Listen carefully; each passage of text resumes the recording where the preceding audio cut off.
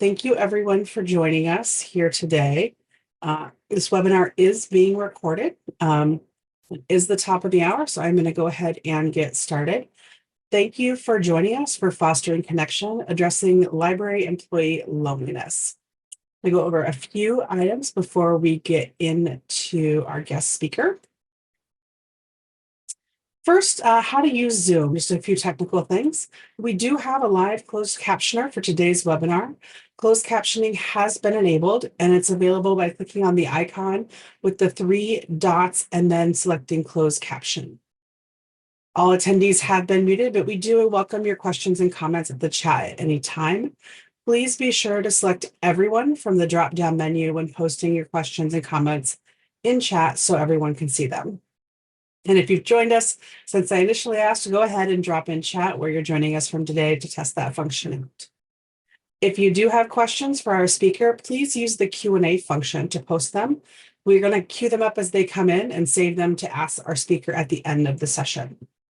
If you need technical support during the webinar, please use the Q&A function for that as well. Sometimes those comments and questions do get lost in chat if we have a very active chat.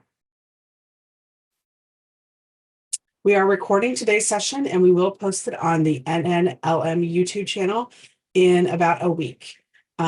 At that time, everyone who registered for this session will receive an email with a link from us for the recording and a link to claiming their CE for this class.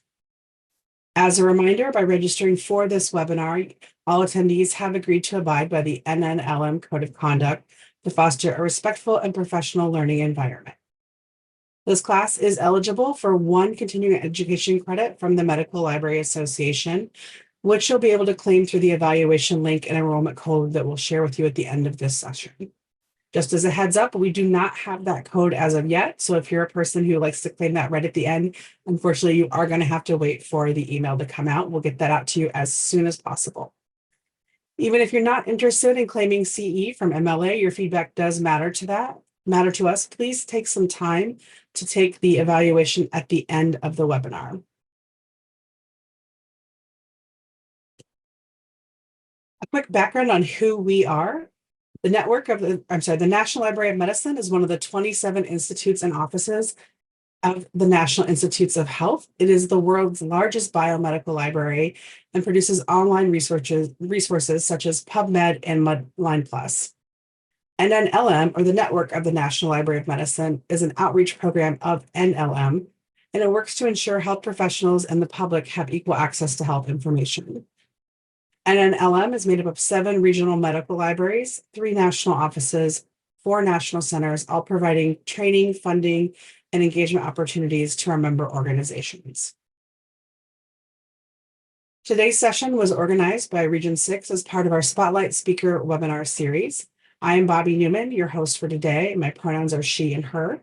I am the Community Engagement and Outreach Specialist for Region 6 at the University of Iowa Libraries. My colleague, Miles Dietz-Castell, him, is the the Communications Specialist and is here with me today. And we'll both be keeping an eye on chat and gather your questions to share with Alejandro at the end of the presentation. And I'm going to introduce our speaker. So today with us, we have Alejandro Marquez, him. He is a science and engineering librarian at the University of Denver Libraries. He also served in the Peace Corps in El Salvador, where he worked as a municipal development volunteer. His research interests include library employee engagement and mental health. And with that, I'm going to go ahead and stop sharing my screen and hand it over.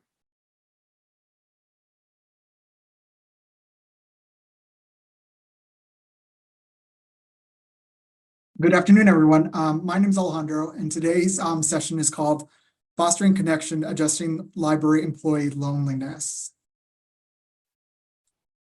I just want to start off right here by saying that the content we're going to be discussing might be heavy for some of you. We're going to be looking at job satisfaction, low morale, constructive criticism, negative workplace culture. So take a moment of self-care if you need to. This presentation is going to be recorded, so you can always come back. I put my contact information on the screen if you want to reach out and talk about the topic or if you want to connect. I'm always happy to meet new people.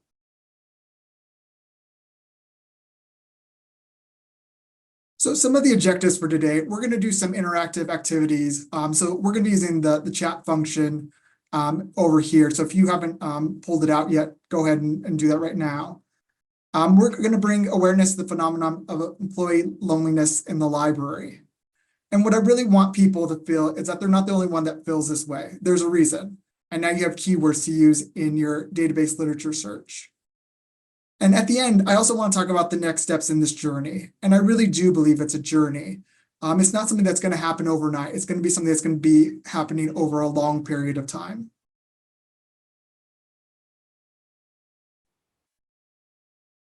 So I want to start off with a little bit of a story. I think it's hard for me to admit that I've been lonely in my library career. And I think the loneliest I felt was when I took a job out of state and it rolled around to be about Thanksgiving time. And usually on most college campuses, someone invites you home for Thanksgiving. And this year, nobody invited me home for Thanksgiving. And so it was really difficult. And I think the hardest part was when my boss recommended that I visit the local church in the city center in order to have Thanksgiving with them. And I just want to say that these were all good people, but who had no idea about others and other people's circumstances. And I think in a lot of ways, this distance from the situation creates physical and emotional barriers. We're not thinking about poor working conditions, microaggressions, pay inequality. And being at the top of the org chart for a lot of people creates this distance from workplace realities.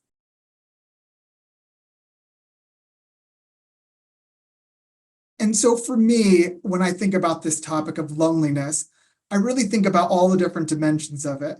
So for me, loneliness is a race, class, gender, age, ability, and sexuality issue. We're bringing all these different identities into this environment.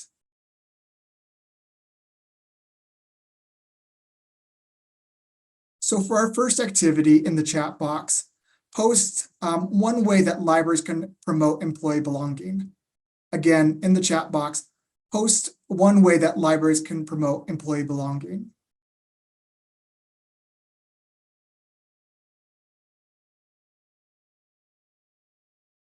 Okay, so I've seen some answers come in. Potlucks, movie nights, open door policy, inclusivity, affinity groups, birthday recognition, all staff meetings, have parties, a chili feed, which sounds wonderful, pet pictures, open houses, simply greeting each other, lunch, name tags with fun facts, recognition awards, sharing a meal, learn each other's names, I think is really important.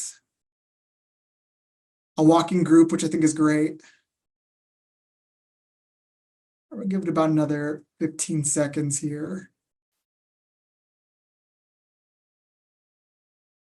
Sharing information about your position, I think is great.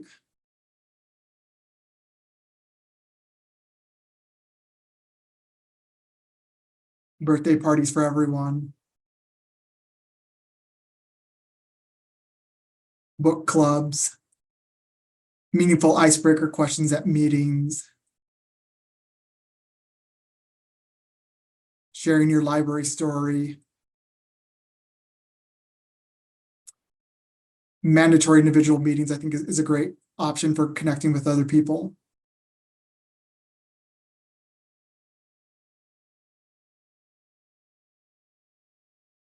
So now that we've kind of talked about ways to promote belonging, I also want to look at some of the trends that are happening. So I want to look at some of the experience and realities that are happening. And I specifically chose all of these trends because they connect to loneliness, which we'll look at much more in the next section. But again, all these trends have a direct relationship with loneliness.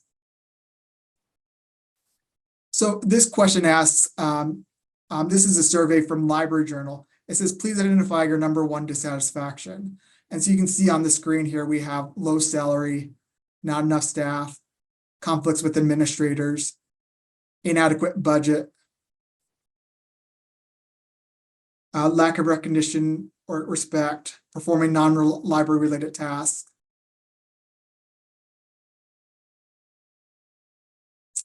And in this question, also from Library Journal, the question asks, how satisfied are you with your current job?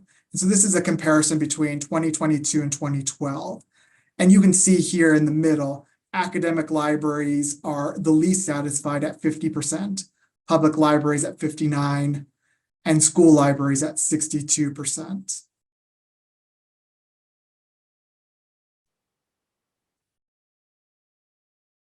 And this question, also from Library Journal, asks, would you choose this career again? And you can see here in the middle, academic libraries are the least satisfied out of any of the groups, and 32% say no.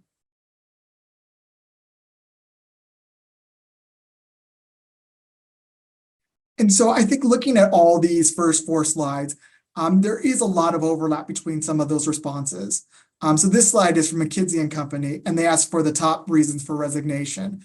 And there are a lot of the same things that we've been looking at in these last couple slides too, from the lack of career development and advancement, inadequate compensation, uncaring and uninspiring leaders, lack of meaningful work, unsustainable work expectations, unsupportive people at work, that lack of flexibility.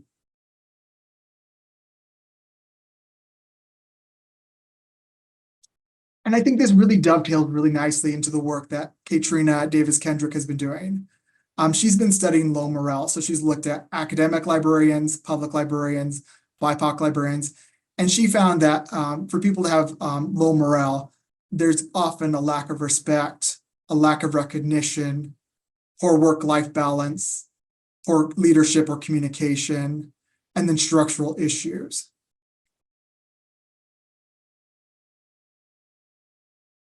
And so I think for a lot of people, they're often feeling pushed out rather than pulled towards a better opportunity. So they're leaving not because they want to, or they feel like they're going towards something. They're really feeling like they're being pushed out the door. People are feeling disrespected, that their work isn't valued, or they don't feel seen. And I think it really highlights this need for individuals and organizations to be more proactive in career development.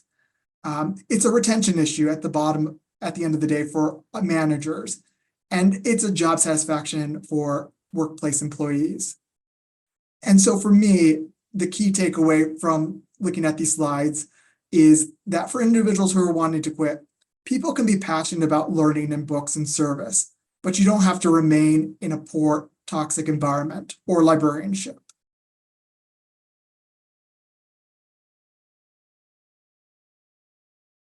I also looked at the Urban Library Trauma Study. I have a link right there at the bottom. Fascinating read if you haven't seen it before. And some of the statistics here are really surprising. 68.5% have experienced violent or aggressive behavior from patrons. 85% have experienced trauma in the workplace and shared it with others. And 83% have received support from another member of staff.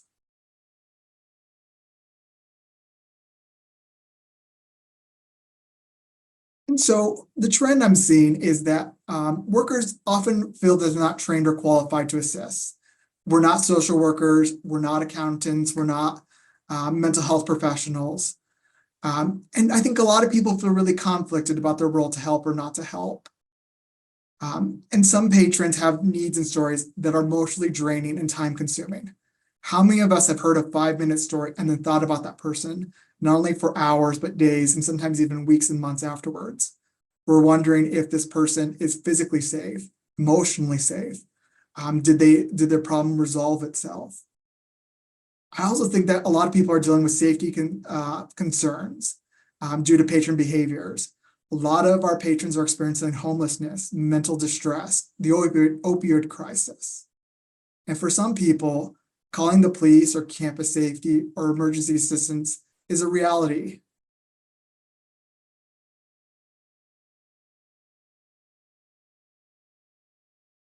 I also looked at Fabazi Aitar, and she coined the term vocational awe.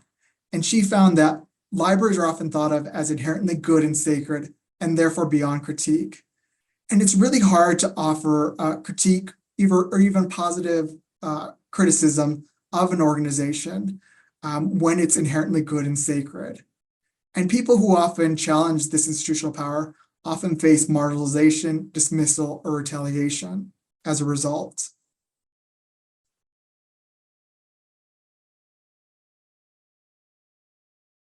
I'm also finding that a lot of people seem like they're languishing. So languishing is this absence of diagnosable mental health conditions. And it was coined by the sociologist Corey Keyes. And so it's this feeling of being stuck or that life has become stagnant, feelings of emptiness or lack of motivation, and also thinking about the future.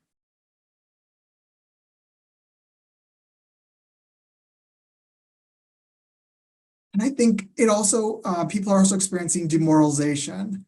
So these policies and practices that hinder workers from upholding their core values. And it's this lack of meaningful change leads to feelings of frustration or disengagement. People are also feeling disconnected from their passion. And that passion was, I think, for a lot of us, what initially drove us into the profession. We want to be of service. We want to help other people. We love books. And it's kind of difficult in today's politically charged climate to really do all of that.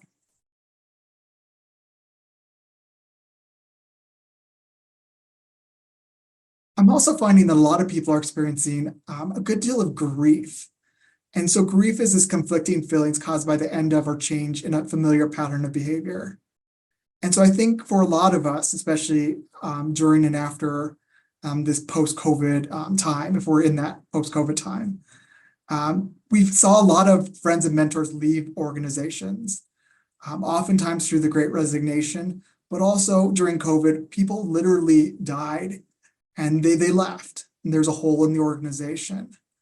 There's also been this reorganization or layoffs that people have experienced. I know in the last 12 years that I've been working as a librarian, I've gone through 4 reorgs four reorgs. I think people are also searching for passion or meaning in their work. There often feels like there's lack of collaboration or camaraderie. Maybe it's because or a good portion of us are working from home some days a week. People are looking like they're dwelling on the past or having apprehension of the future.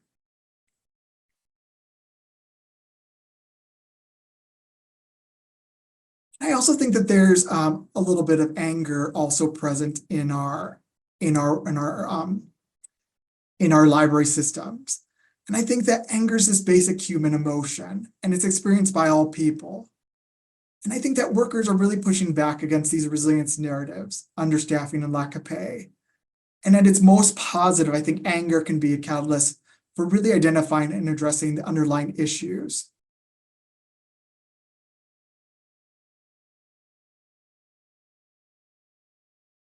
And so for a lot of us, our jobs often provide more than a paycheck. They often offer a sense of purpose, growth, and community.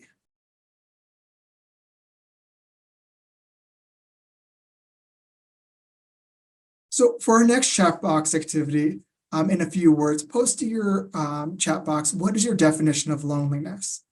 Again, in the chat box, in a few words, what is your definition of loneliness? So I'm seeing a lack of connection, isolation, isolated disconnection, being in a room full of people, not feeling heard or seen, lack of companionship or communication, cut off from a community, no support system, afraid to be vulnerable, isolated, not valued, feeling forgotten. I love this one, lost phone. I know, I lose my phone and it feels like something's missing. Solo librarianship, no one to talk to. The feeling that no one understands what you're going through in the company of strangers. We'll give it about another 10 seconds here.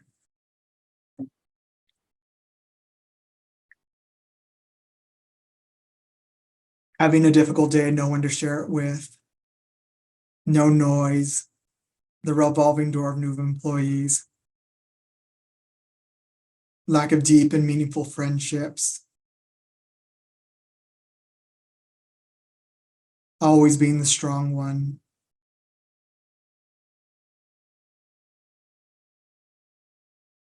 Management doesn't want to know you.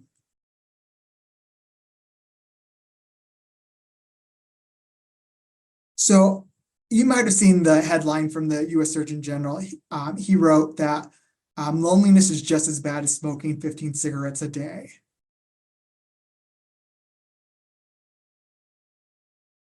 And so looking at some of the statistics, this one here asks, tell me how often you have felt lonely in the last 12 months.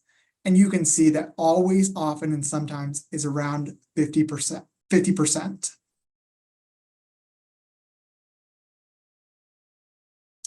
And this question asks, I feel lonely at work. And again, strongly agree, somewhat disagree, somewhat agree, is a little under 50%. And so what we've seen in studies, both national and international, both personal and professional, it's anywhere between about 40 to 70% of people feel just a little bit lonely, and some people feel a lot lonelier than that.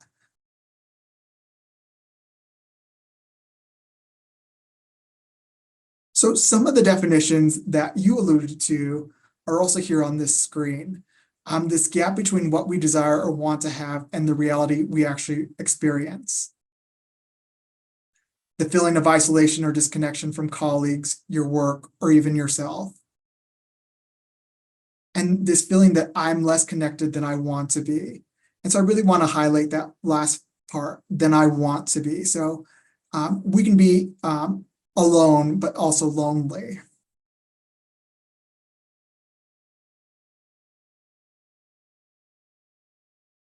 So for me, when I think about loneliness, I'm also thinking about all the different emotions that we might be feeling. So I put a whole bunch of them on the screen, and this is just a good idea to think about.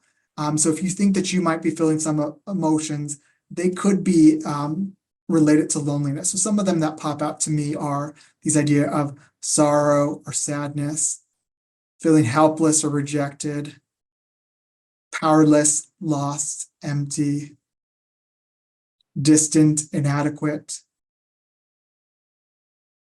We could also be disappointed or have outrage.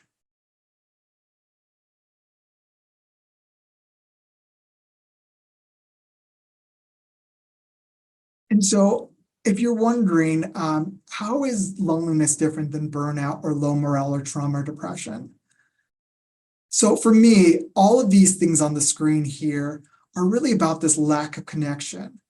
And if loneliness is also a lack of connection, there's a lot of overlap between these two. And so I think they're very interrelated, and sometimes it can be really hard to distinguish between them, mainly because both of these categories are all about this lack of disconnection.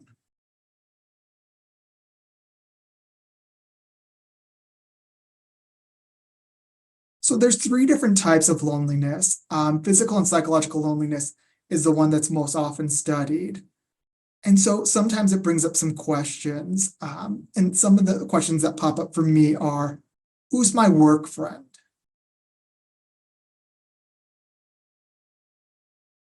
Who's someone I can tell my troubles to?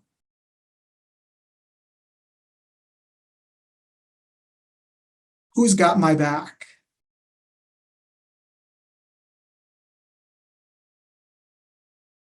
Is there a support system to help me celebrate the wins and navigate the negative aspects?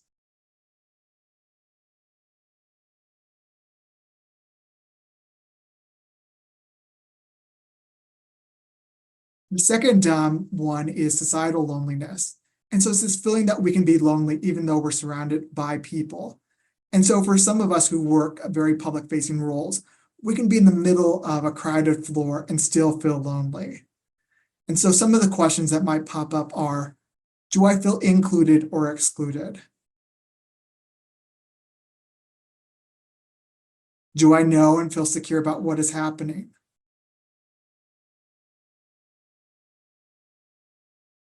Is my being here welcomed and safe?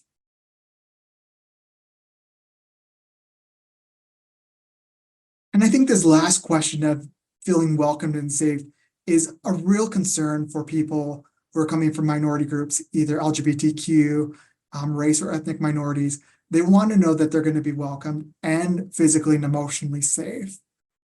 Some of these other questions might also allude to these ideas of, is there talk of layoffs or reorganizations in the building?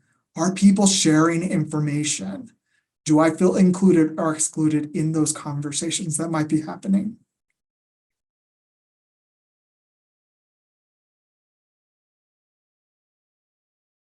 The third category is spiritual and existential loneliness. So it's this feeling like you don't matter or your work doesn't matter.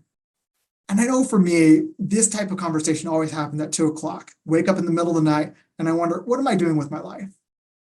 And so some of the questions that might pop up for you are, how am I connected to the universe? Does my life or work have meaning? Am I connected to something bigger or am I disposable?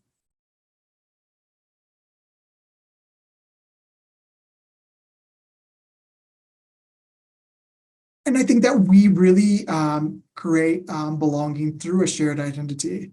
We really want people who look like us, think like us, act like us, have our similar values.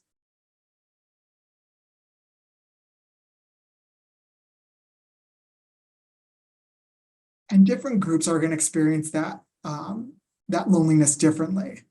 So paraprofessionals, contingent library workers who are part-time temporary staff, members of the LGBTQ community. Parents are facing it in a different way than single people. People who are geographically isolated, living in either small or rural towns.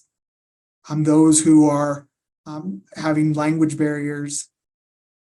Gender could also be a case.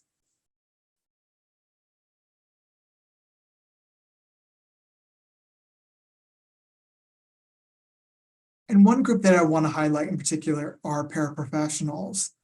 I really think the term paraprofessionals is bad terminology. The definition is professionals belong to profession while paraprofessionals are trained to assist, lack licensure training. And that's just not how I see paraprofessionals at all. Really the library rock stars of our organizations. They're often about 60% of library staff are paraprofessionals. So they include our cleaning staff, our IT people, the executive secretary, the webmaster, our security staff, people who work the front desk, and also behind the scenes, the technical services oftentimes are paraprofessionals. They earn on average, according to Library Journal, about $46,000 a year. The Bureau of Labor Statistics say that librarians make about $62,000, so about a $16,000 difference. They're often not part of the decision-making process, oftentimes. And there can be a lot of role blurring, meaning that they're doing a lot of the same work as librarians without getting paid the same amount of money. There can also be a glass ceiling for paraprofessionals, so they can't progress upwards in their career without that MLIS degree. And there can also be a lot of hierarchy in the building, often that librarian staff divide.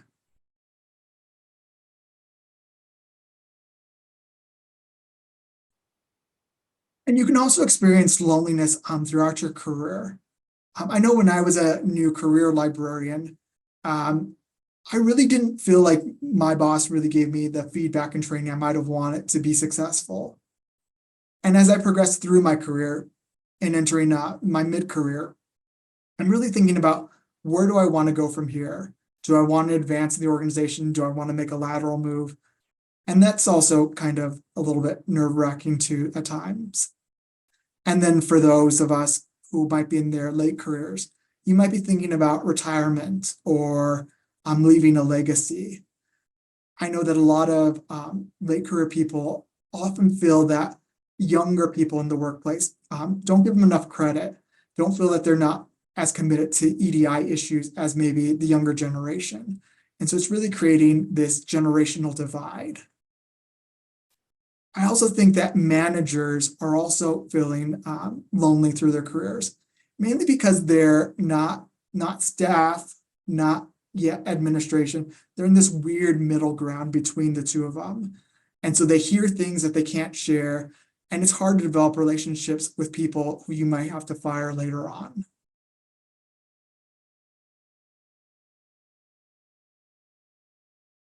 I also think that work from home also presents its own unique challenges in terms of loneliness.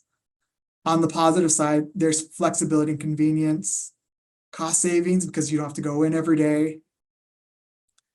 There can also be health and safety concerns. I know for a lot of BIPOC individuals, they really love working from home because they don't have to deal with the office drama nor the microaggressions that they might be facing. And then some of the downsides could be work-life boundaries. How do you separate your work and your life if your life is at your kitchen table? There could also be technology challenges. Sometimes it's hard when things break down because you just can't go down to the hall to the IT desk. There could be limited career advancement opportunities. Oftentimes managers, I think, incorrectly believe that if people who work from home aren't committed to the organization. I think it's also that there's communication barriers too. Sometimes things happen in the building and then an email isn't sent to everybody to tell them what happened.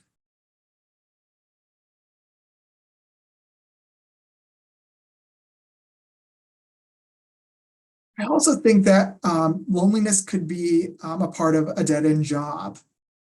So the 5 factors of a dead-end job that I've identified are this little career advancement or professional growth.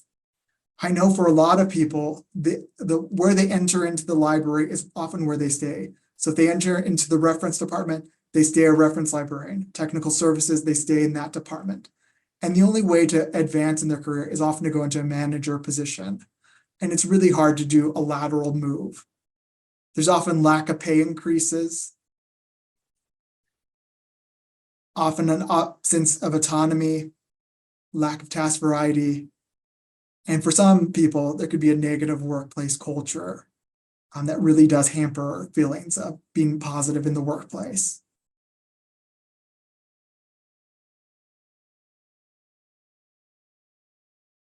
So for me, exclusion is just really painful. That feeling of exclusion is painful. And so it can have mental health effects. So you may be feeling sadness or anger, decreased self-esteem. And it could also impact your physical health. Again, the US Surgeon General says that loneliness is just as bad as smoking 15 cigarettes a day.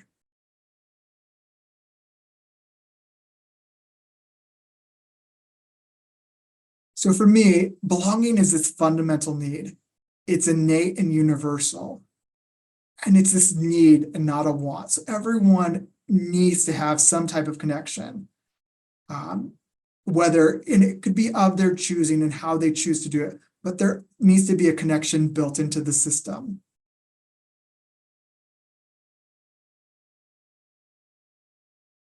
So I want to start this next section by looking at some personal examples that are personal to me, kind of talking about why they might be lonely. So this comment reads, I don't want to be that person who goes against the library culture by drawing attention to toxic issues and dynamics. And so I know for me, it feels oftentimes that there's a subset of us that are always wasting our hands and asking, what about workload? What about work-life balance? What about pay inequality or an EDI issue? And it can feel really lonely if you feel like you're the one who's always raising their hand.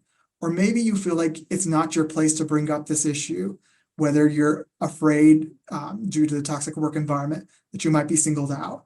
And so then you always have to be kind of waiting for it to happen.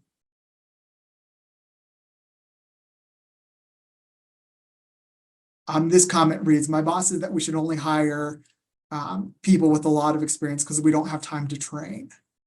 And so I know for me, when I heard this comment, it's this idea that everyone deserves training, no matter how long you've been in the workplace. Every workplace does things differently, and they're going to need training and feedback. I also think that it gives a bad message to the rest of staff. It basically tells the rest of staff, hey, if you can't make this work, if you can't make everything, if you can't grind, then we don't want you here. We only want people who have experience, who know what they're doing. And through the course of a career, no matter how long you stay there, we're always should be learning and teaching and learning new things.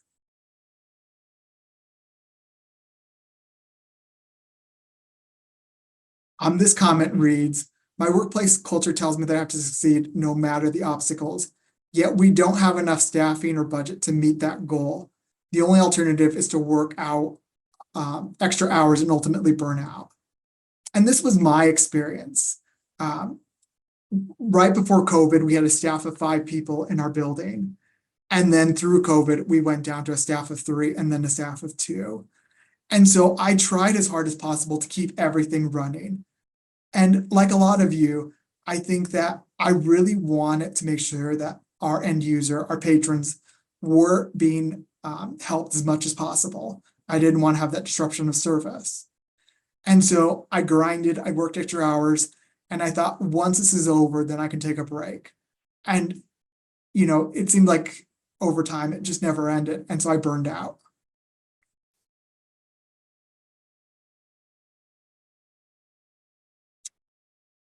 This comment comes from when I was at a job interview and I asked the question, what makes people successful?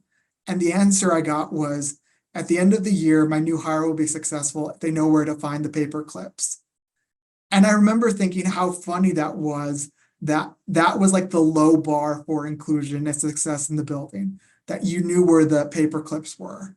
And so I think that, you know, when we talked about what is things we can do to promote belonging, talking about why we're here, meeting other people in the building, I mean, all of these answers were so much better than to know where the paper clips were.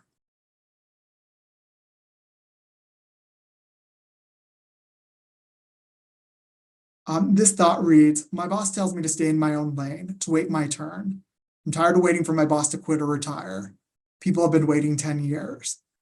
And so I think for a lot of people, when I started library school, I was told everyone's going to be retiring in the next couple of years. And then it seems like nobody retired. And so it feels like a lot of people feel like they've just been waiting for people to move on.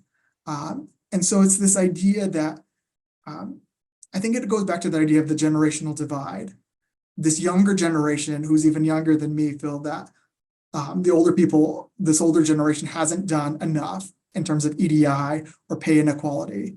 And this older generation, I think, is feeling like they've been doing a lot. And so there's this divide in the workplace that we can't seem to get on the same page, even though I really do believe that all of us want the same goal and objective.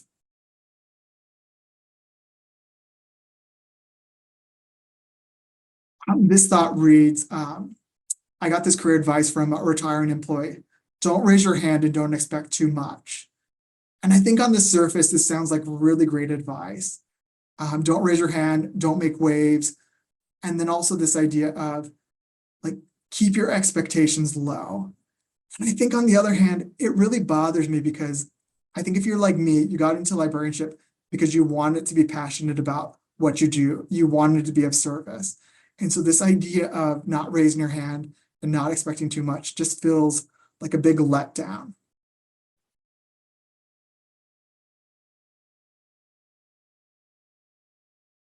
So that was a lot. Why don't we take some breaths? So why don't we breathe in?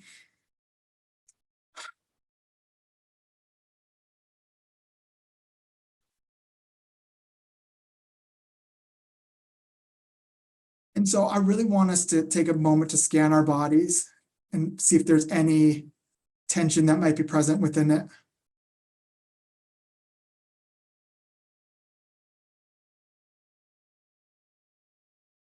See if you might have any tension in your shoulders or in your face.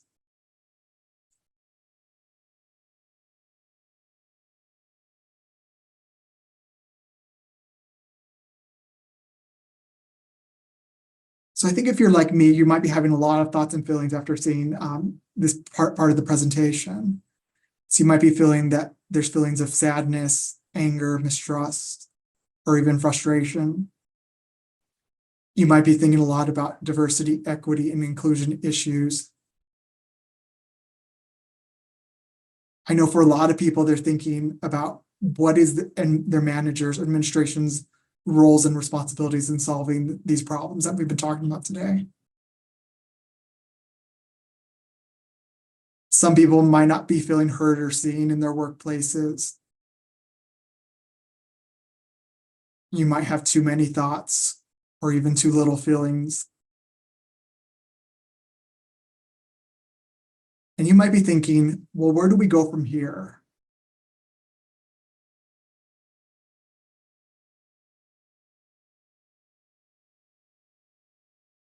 And so for our next chat box activity, I really want you to think about and post in the chat box, what future do you want to create? Or what emotion do you want to feel? Again, in the chat box, what future do you want to create or what emotion do you want to feel?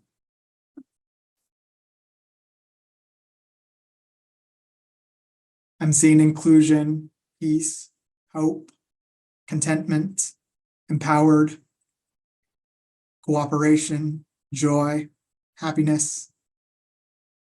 I want to be financially sound and I want to be thriving, not just surviving.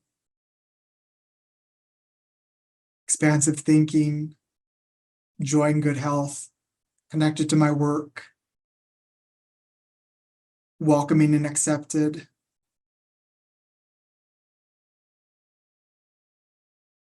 belonging, impactful,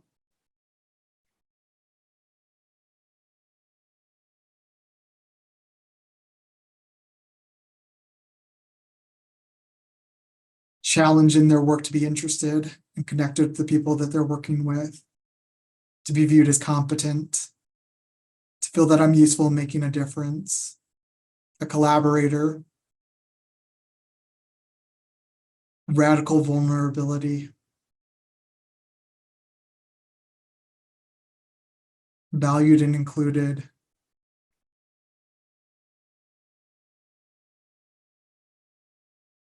more mentoring, safe,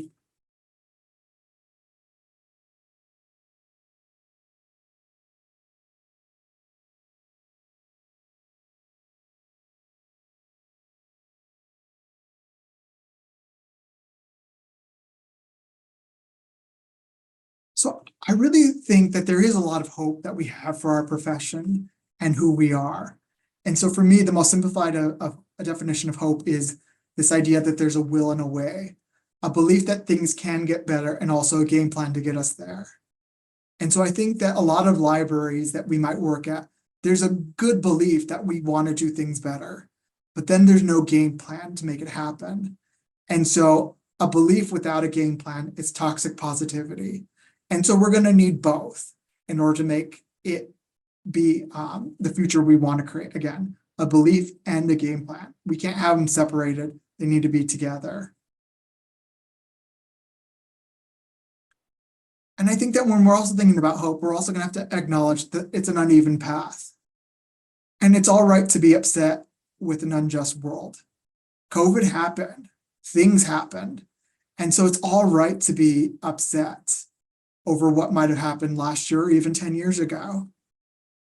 I think for a lot of us, it's also going to have to be about us prioritizing our physical, emotional, and financial health.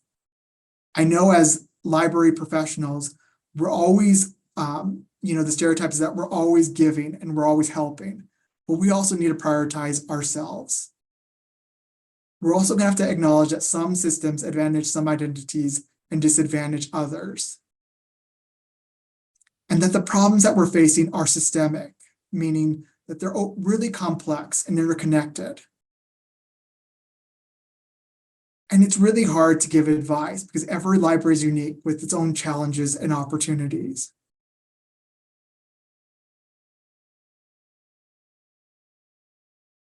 And I think for me, leadership or change is going to happen at every level.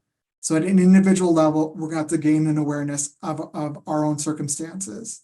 At a departmental level, we're going to have to hold each other accountable. We're going to have to encourage people to take their vacation and their sick days. At an organizational level, we're going to have to look at things such as pay inequality or pay compression, helping out in the community. At an institutional level, so on our college campus, that's the bigger, larger university. At a local library, it might be the bigger municipality. Really looking at those types of things that are impacting the community and how we can solve them. And then at a societal level, we're going to have to really think about all these issues just for everyone. And so it's only by changing things at all these levels, all at once, are we able to make change. Because if we change anything at one level and we don't change it anywhere else, it won't make effective change.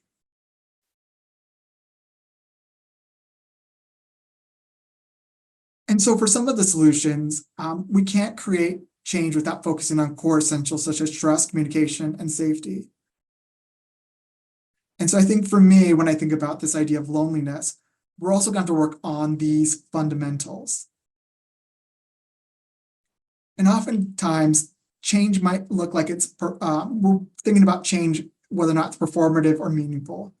And so for me, when I think that if change is going to take 5 to 7 years, it's going to look very performative because it's just on a longer timeline.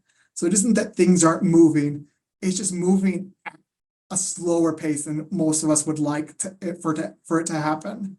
Mainly because the things that we want to change are big and interrelated, and they're very complex. And so if change takes so long, it means leaders will have to prioritize care as both the long-term and short-term solution, along with capacity building. We're going to start caring for people in a way that we've never cared before. And I think for a lot of people, it brings up this question of, how long are you willing to wait? If you know that change is going to take 5 to 7 years, then how long do you want to wait in the situation?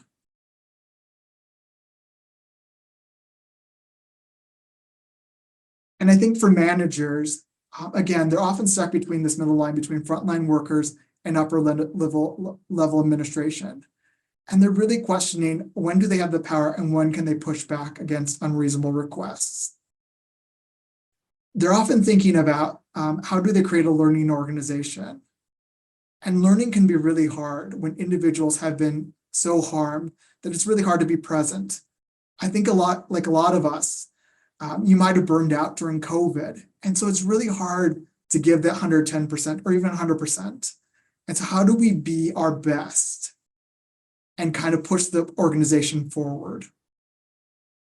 I think for a lot of managers, they want to treat the whole person, but there's systems and policies set up for only them to focus on tasks.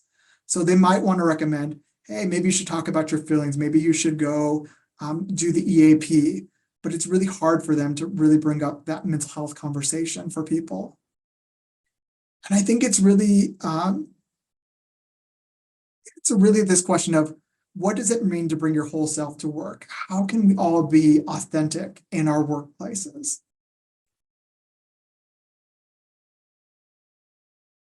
So for me, it brings up 5 tough questions when I think about this idea of loneliness and the workplace. And they are, is library work giving me energy? Am I compensated fairly?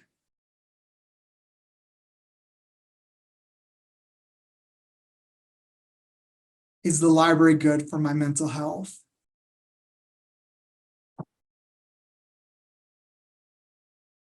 Am I being nurtured and developed?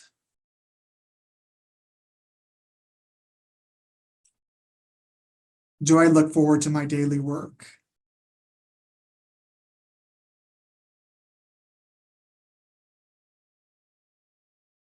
And so the message I want to leave with you is everyone can make a difference. We each have the capacity to bring awareness to this issue. And so with the email that you'll get, you'll also get a copy of the slides. And I invite you to take them and share them with what you learned today with a friend.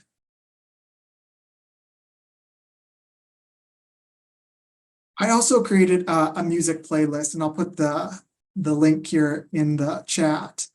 And so I really wanted to focus on some songs to really think about loneliness. And I realized that when I was putting together this playlist, that I probably focused a lot on the sadness and maybe not so much the happiness. So definitely, if you have any songs that are much happier, definitely send me a link and I'll add more songs in.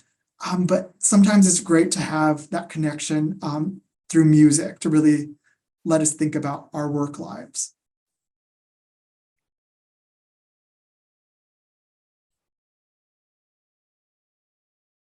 And so I'll take some questions if you want to put them in the Q&A. Thank you, Alejandro. I saw a lot of questions in the chat box that this was really resonating with people. So, yep, we do have about 5 minutes or so for questions. So if you want to go ahead and put those in the chat box, we will get those read off to Alejandro. I had to say I had a particular moment of connection when you were talking about interviewing for a job in the paper clips. I interviewed for a job once and was talking about my professional commitments, ALA and other committees and stuff. And someone said to me, "I don't know when you'll have time for that. We plan to work you to death." And I think that they were joking, but it wasn't very funny. um, I love that, joking but true. Yeah, right. This was so, and honestly, this was probably 15 years ago at this point, and I still remember it like very, very clearly. Um, so yeah, that's definitely out there. I really also appreciated the quotes that you shared on your slides from people who are experiencing different aspects of loneliness. Is that from a study that you did, or? Those were all me. Oh, okay. Okay. All right. Thank you. All right. And we do have some questions, so I will go ahead and start this. I would be curious to know where the 5 to 7 years for change number came from, and what steps might occur in those years. I think for me, I think that's more of a personal number that I came up with. I don't think that there is a real number, but I think with the challenges that we're facing, whether it be pay inequality or EDI issues or a negative work environment, we can think about our own personal lives and think about how long it takes for things to change. And so the number someone once told me was about 5 to 7 years. And I think that fits well with most complex issues. Things that are much easier, much sooner, but again, a very complex issue about 5 to 7 years. And I think the steps are that you're going to have to create an awareness of the issue and then start talking about it. And I think that's really hard for people because they want to take action. But again, without having fundamentals built in, without having that trust, that psychological safety, it's really hard to move the needle to change things without doing some of those fundamentals.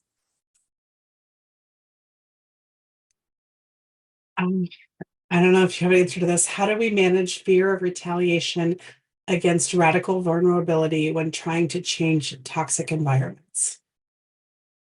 Yeah, I think this is a great question. So when I think about this question, I'm thinking about this idea of cycles of silence. And so what happens in organizations, and a lot of organizations, even good organizations, we don't talk about the issue.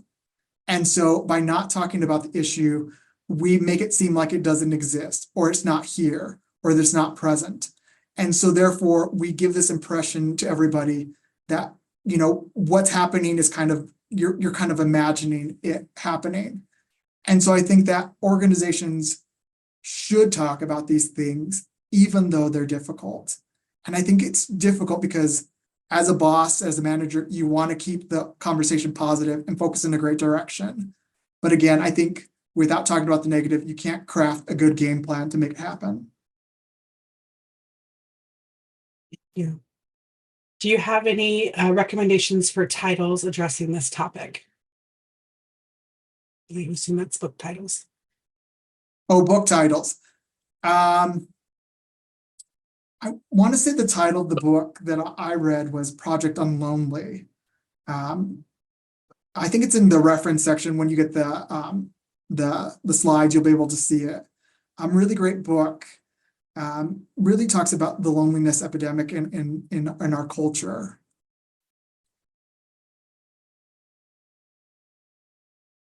I'm just trying to scroll real quick to see if it's in there, but I didn't get there fast enough. Another question. This sounds very much through the lens of trauma-informed librarianship. From your research, are more libraries utilizing this? I think that a lot of libraries and library individuals are using a lot more trauma-informed librarianship within their practice. I think that for a lot of places, and this is just my own personal opinion, that there is this desire to do better and wanting to do better, but there's also seems like there's a disconnect somewhere along the process when we're doing this work. And so for me, when I think about these issues, it's not only about trauma-informed librarianship, but it's all the other ancillary issues built in, whether it be pay inequality or EDI issues. And so it's only by tackling like this whole broad sense of issues that we're able to create effective change. Thank you. I just want to remind that we will share out the slides in an email after the presentation, but I also will gather any links from the chat and share them out. So I know there are several people who have dropped links in there, and so we'll grab those and share those out as well. I see a couple of book recommendations. I will also try to grab those and share them out as well. All right. I think this is going to have to be our last question. Do you have any resources to help the spiritual/existential loneliness? I'm told by the board, etc., that I'm doing brilliantly, but it doesn't feel like real support. It's hard to explain. Yeah, I think that one's a really hard one because it's so different for every person when they're thinking about their own kind of meaningful work out there. I don't know if I have a recommendation personally. I think it's something that's great to sit with and also kind of think about. And if you have a good recommendation, I'd love to have, you can always send me an email and I'll put it in the references. Great, thank you. All right, I am going to share my screen again. So I want to thank everyone for coming today. The evaluation link is coming soon. We don't have our CE code from MLA, so it's going to take us a little bit to get that out. So do keep a lookout for that. We do, again, are asking you for your feedback. Even if you don't want to claim CE, please take a few minutes to fill out that evaluation when it does come out. I want to thank Alejandro for being here today. We really appreciate his time and his sharing his research and information with us. And thank you to all of you for your time and attention for attending today's session. We will encourage you to follow us on our, of course, social media and other places to continue connecting with us and to find out about future training. Thank you everyone so much for being here today. We will send out an email with that information probably by the end of the week, so you can look for that in your mailboxes. And I am going to end the webinar. Have a great afternoon. Thank you, everyone. Thanks for watching. This video was produced by the network of the National Library of Medicine. Select the circular channel icon to subscribe to our channel, or select a video thumbnail to watch another video from the channel.